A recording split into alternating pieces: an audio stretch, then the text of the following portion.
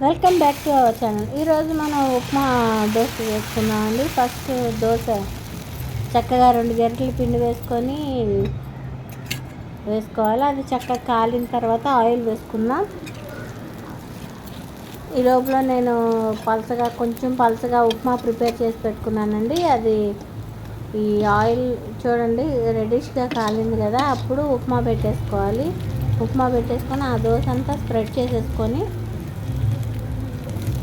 చేసేసుకోవాలి. ఆ ఉప్మా మా వంటలు కనుక నచ్చినట్టయితే లైక్ చేయండి, షేర్ చేయండి, సబ్స్క్రైబ్ చేయండి.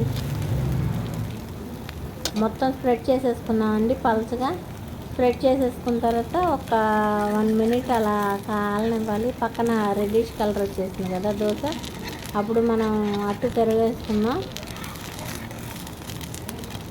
చూడండి ఎంత బాగా హోటల్ స్టైల్ దోశలాగా వచ్చిందో. హోటల్ ఎలా ఉంటుందో అలా టేస్ట్ కూడా అలాగే ఉంటుందండి. సర్వింగ్ ప్లేట్లోకి